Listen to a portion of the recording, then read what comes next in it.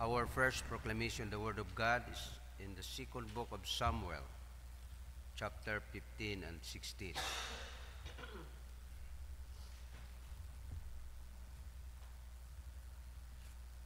The reading.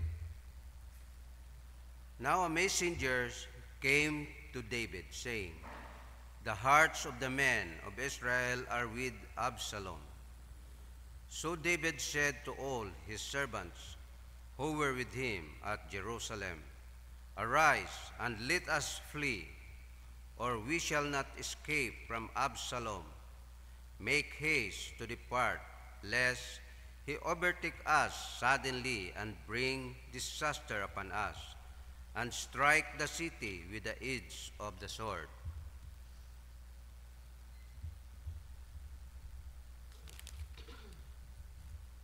So David went up by the ascent of the Mount of Olives and wept as he went up, and he had his head covered and went barefoot, and all the people who were with him covered with their heads and went up weeping as they went.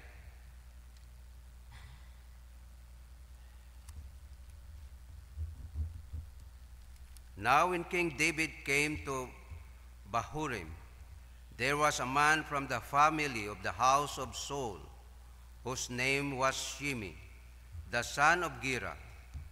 Coming from there, he came out, cursing continuously as he came.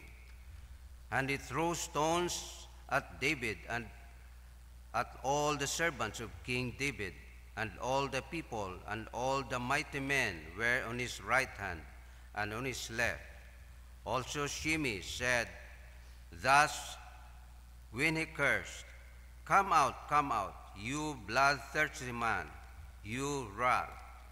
The Lord has brought upon you all the blood of the house of Saul, in whose place you have reigned, and the Lord has delivered the kingdom into the hand of Absalom, your son. So now you are caught in your own evil, because you are a bloodthirsty man. Then Abishai the son of Zeruiah said to the king, "Why should this dead dog curse my lord the king? Please, let me go over and take of his head."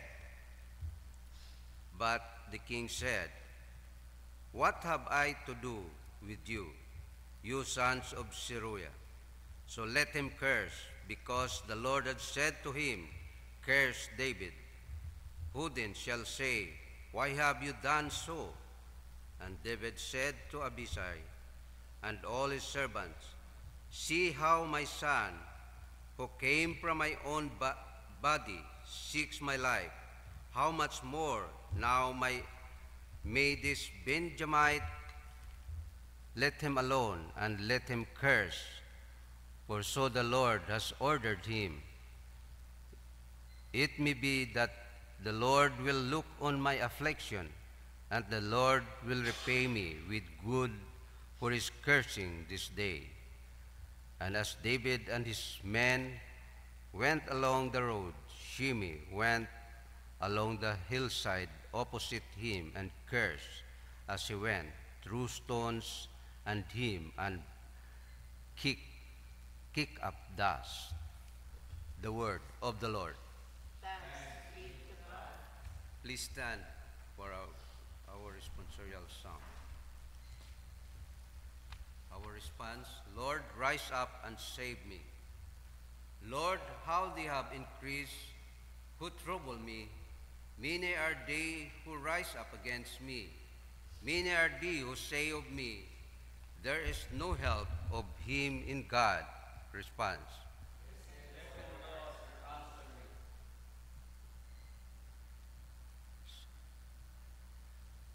But you, O Lord, are a shield for me, my glory and the one who lifts up my head. I cried out to the Lord with my voice, and he heard me from his holy hill. Response. Listen, Lord, and answer me. I lay down and sleep, awoke for the Lord. sustained me. I will not be afraid of 10,000 of people who have set themselves against me all around. Response. Listen, Lord, and answer me. Glory be to the Father, and to the Son, and to the Holy Spirit. As it was in the beginning, is now and ever shall be, world without end. And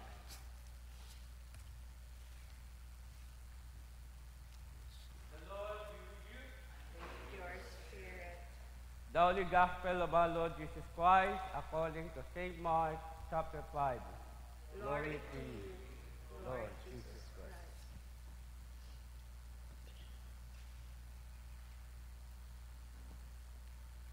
A reading from verse 21 to 43. The reading. Now when Jesus had crossed over again by boat to the other side, a great multitude gathered to him, and he was by the sea. And behold, one of the rulers of the synagogue came, Jairus by name. And when he saw him, he fell at his feet, and begged him earnestly, saying, My little daughter lies at the point of death. Come and lay your hands on her, that she may be healed, and she will live. So Jesus went with him, and a great multitude followed him and wronged him. Now a certain woman had a flow of blood for 12 years, and had suffered many things from many physicians. She had spent all that she had and was no better, but rather grew worse. When she heard about Jesus, she came behind him in the crowd and touched his garment. For she said, If only I may touch his clothes, I shall be made well. Immediately the fountain of her blood was dried up, and she felt in her body that she was healed on the affliction. And Jesus, immediately knowing in himself that power had gone out of him, turned around in the crowd and said, Who touched my clothes? But his disciples said to him, You see the multitude thronging you, and you say, Who touched me? And he looked around to see her who had done this thing. But the woman, fearing and trembling, knowing what had happened to her, came and fell down before him and told him the whole truth. And he said to her, Daughter, your faith has made you well. Go in peace and be healed of your affliction.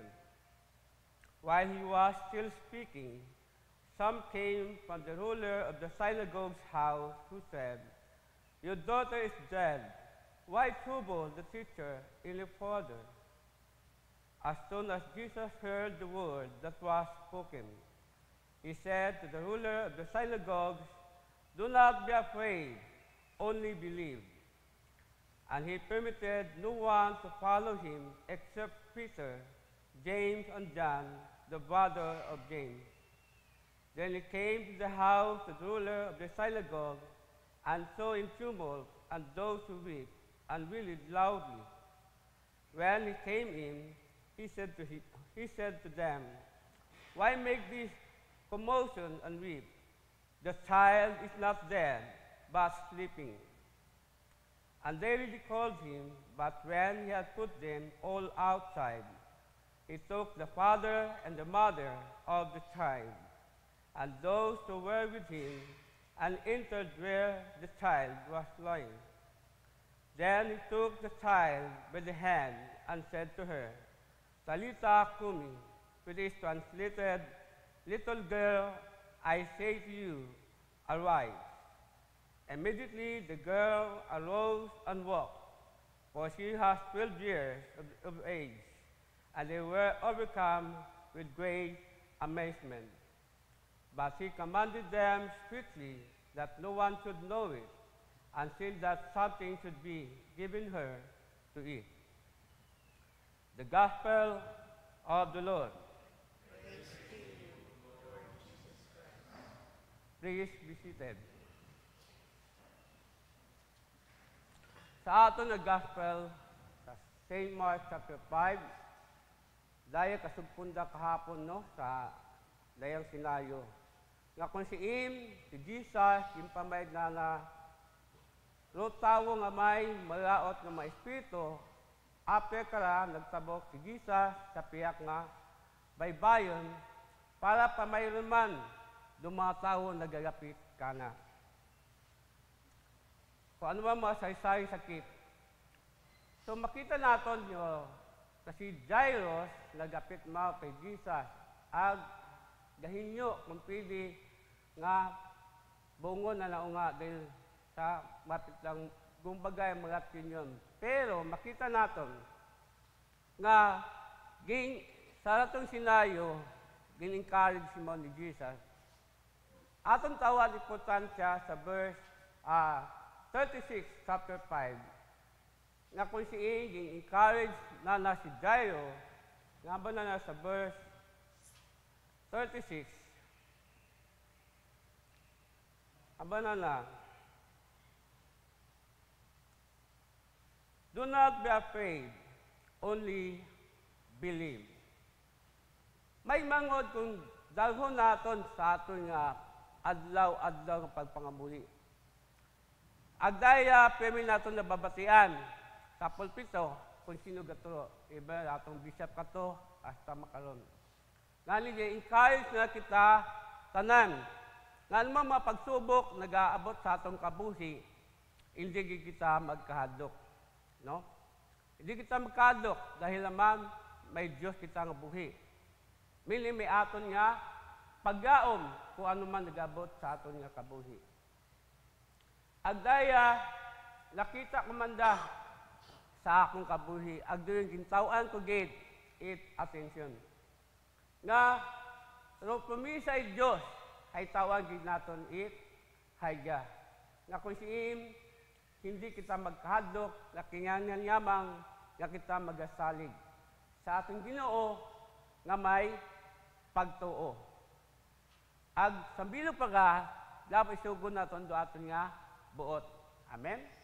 Ginhambayan niya sa Deuteronomy, agayro ako nga pinaka foundation, no? Sa akon nga kabuhi. Sa verse, chapter 31, verse 6. Abanana, be strong and good courage. Do not fear. Do not be afraid of them.